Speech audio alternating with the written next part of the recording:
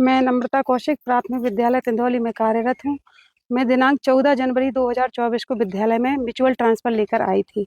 तभी से मैडम को मेरे से दिक्कत है, क्योंकि मैं एक महिला हूँ। तो मैडम मुझसे यही कहती रही कि अगर मुझे पता होता कि कोई महिला यहाँ आ रही है तो मैं आपको आने नहीं देती।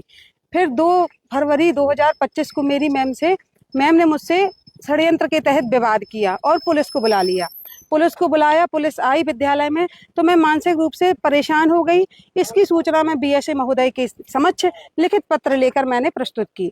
बीएसए महोदय ने खंड शिक्षा अधिकारी महोदयों की टीम गठित करके विद्यालय की जांच कराई। जांच में मैडम के खिलाफ एमडीएम में अनियमितता, बहुत भारी अनियमितता पाई गई और मैडम के अनियमितता पाई गई और मैडम विद्यालय से कई बार विद्यालय समय में विद्यालय छोड़कर बाहर गई और वित्तीय घोटाला पाया गया, जिस कारण से बीएसए साहब ने संज्ञान में लिया।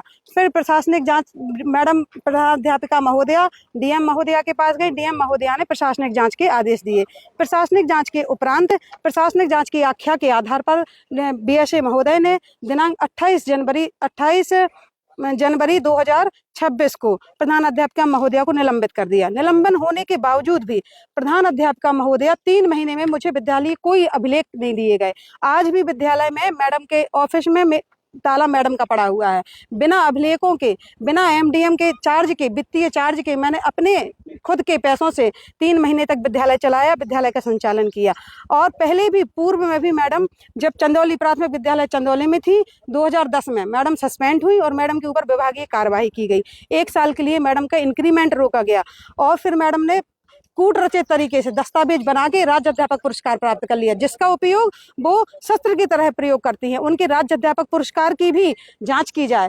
और मैडम का पहले भी पूर्व माध्यमिक विद्यालय तंदौली में अनूप कुमार द्विवेदी जी हैं, जो उनके ऊपर भी वो जो एनपीआरसी के पद पर थे, उन्होंने जांच की तो मैडम की अनियमितताएं पाई गई। जब मैडम ने सोचा कि मेरी अनियमितता है तो उनके ऊपर भी शारीरिक शोषण का उन्होंने आरोप लगाया। इस तरीके से शारीरिक शोषण का आरोप लगाया और वो फिर बच गई। इसके बाद उर्वारा में श्री देवी दीन अनुरागी जी हैं, जो अभी स्वर्गवास इनका हो गया है, उनके ऊपर भी इन्होंने शारीरिक शोषण का आरोप लगाया। मतलब मैडम का ये नियम है, ये मैडम का ब्रह्मास्त्र है। वो महिला होने के नाते, मैं एक महिला होने के नाते भी ये कह रही हूँ कि और आज उन्होंने मेरे चरित्र को लेके, जब वो मेरे किसी उससे वो मैं उनके दबाव में नहीं आई, तो उन्होंने मुझे मानसिक रूप से प्रताड़ित करने के लिए बीएसए सर के साथ मेरा इस तरीके से मेरे चरित्र को लेके, मेरे आत्मसम्मान को बहुत ठेस पहुंचाई है।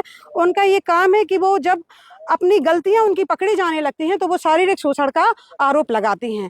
मैं आपके साथ बीएसए का नाम जोड़ के वो क्या करना चाह रही है? वो ये करना चाह रही है कि मैं मानसिक रूप से डिस्टर्ब हो जाऊं। कोई भी महिला है, आप उसका इस तरीके से चरित्र पर वार करेंगी तो वो मानसिक रूप से डिस्टर्ब होगी। तो फिर वो ये दिखाना चाह रही है वो कि मानसिक रूप से मैं जब डिस्टर्ब हो जाऊंगी, मैं विद्यालय संचालन कैसे कर पाऊंगी, विद्यालय की व्यवस्थाएं कैसे देख पाऊंगी, बच्चों को कैसे पढ़ा पाऊंगी। तो फिर तो मेरी कमियां आएंगी ही। जब मैं मानसिक रूप से स्वस्थ ही नहीं रहूंगी तो विद्यालय का संचालन कैसे करूंगी। इस तरीके से उन्होंने ये षड्यंत्र रचा है, क्योंकि वो सस्पेंड हो चुकी थी, उनकी गलतियां पाई गई थी, तो मुझे मानसिक रूप से डिस्टर्ब करने के लिए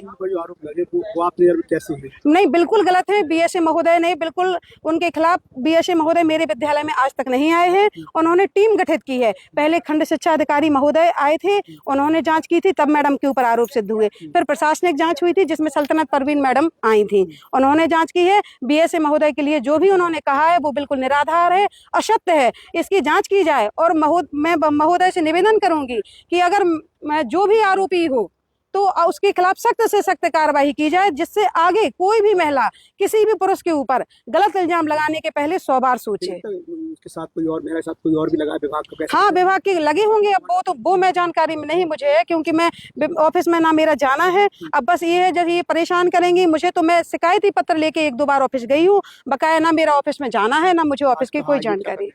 आज मैं यहाँ पर आई हूँ पुलिस अधीक्षक महोदय के समक्ष, अपनी जो उन्होंने मेरी शिकायत दी थी उसके एवज में मैं अपना प्रार्थना पत्र लेकर आई हूँ। श्रीमान जी को अवगत कराने आई हूँ कि इसकी जांच बिल्कुल जल्द से जल्द निष्पक्ष रूप से कराई जाए और जो भी दोषी पाया जाए उसके खिलाफ सख्त से सख्त कार्रवाई की जाए, जो भी दोषी पाया जाए।